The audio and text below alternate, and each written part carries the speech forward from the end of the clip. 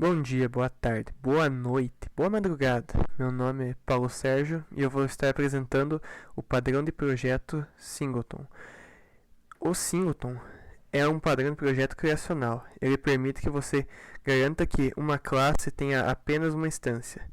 Também provê um ponto de acesso global a essa instância. Ok, por que alguém iria querer controlar quantas instâncias uma classe tem? A razão mais comum é para controlar o acesso a algum recurso compartilhado, por exemplo, banco de dados, sistema de arquivos, entre outros. Fornece um ponto de acesso global para a instância. Embora várias variáveis globais sejam muito úteis, elas também são muito inseguras, uma vez que qualquer código pode potencialmente sobrescrever conteúdos daquela variável e quebrar a toda a aplicação.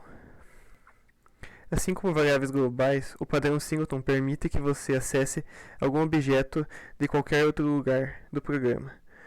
Contudo, ele também protege aquela instância de ser sobrescrita ou alterada de alguma forma que não seja desejado.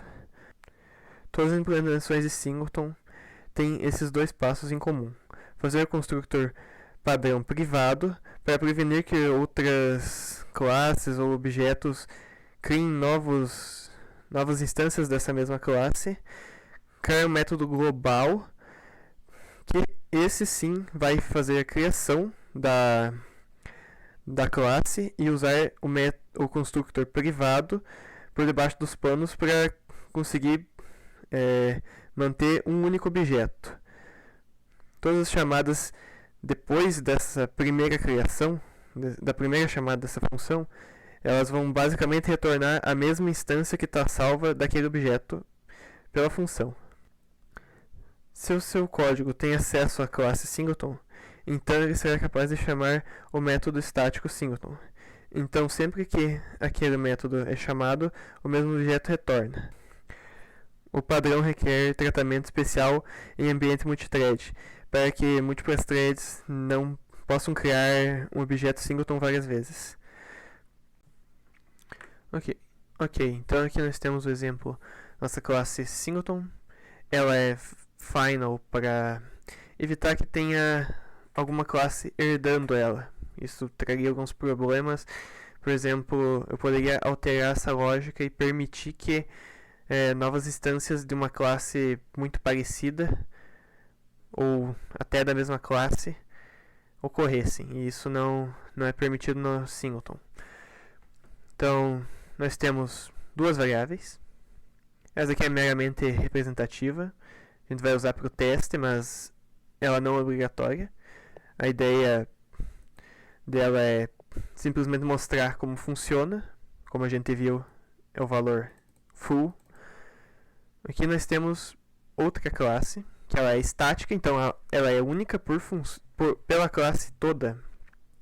Só existe uma instância dela. Então, essa variável é única na classe. Na classe toda só tem apenas uma instância. E ela é global da classe. Então, nós temos... E ela é um valor... Ela é uma instância dela mesma. Ou seja, em termos mais científicos, ela seria um ponteiro da própria classe. E nós temos o construtor. Como foi explicado, o construtor ele deve ser privado para evitar justamente a criação de várias instâncias dessa classe. Ele que faz o controle. E beleza, sem o construtor, como que ocorre a instância dessa classe? Bom, a gente tem a função getInstance, que vocês viram anteriormente na main, esta parte aqui, que ela vai chamar o construtor se a instância for vazia. Então, o Java ele já começa definindo todas as instâncias de classes como null e de qualquer objeto, no fim. Então, ela vai ser null.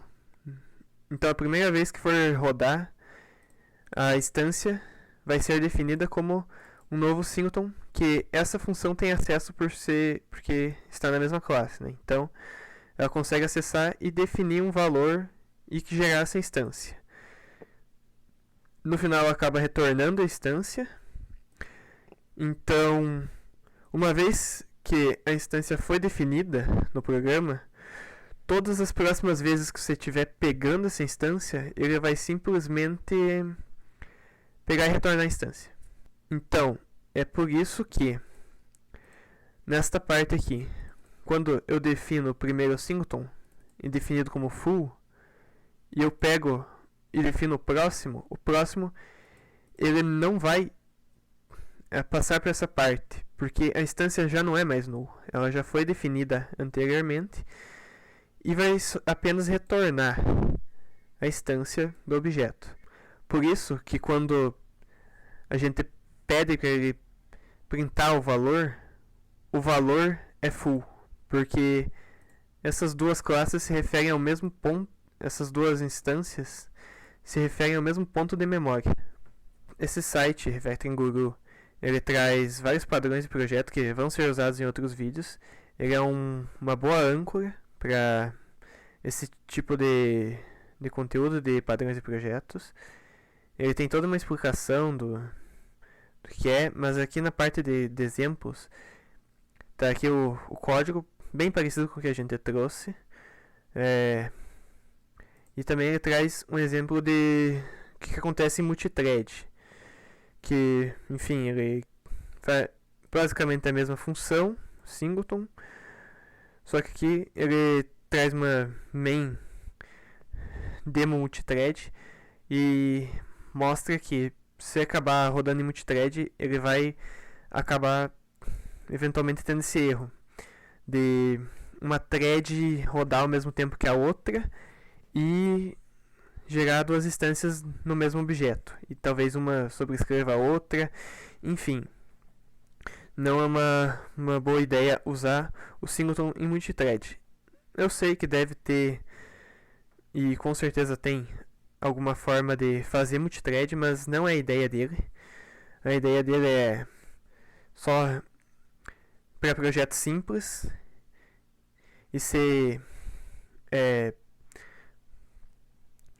usado de forma simples para single thread. É um padrão antigo também. Como vocês podem ver, tem outras linguagens, PHP, Python, Ruby, mas em linguagens muito alto nível, você vai acabar não usando isso. Provavelmente você vai usar mais em C#, Java, C++, e fica por isso. Porque as outras linguagens você provavelmente vai ter uma biblioteca que vai garantir isso para você, ou a própria biblioteca que faz o banco de dados já tem algum outro padrão de projeto que resolve esse problema de acesso global, e as outras bibliotecas já tem essa questão de só um acesso global e você não consegue criar outras instâncias, ela sempre retorna a mesma instância. Então é mais nessas linguagens de baixo nível.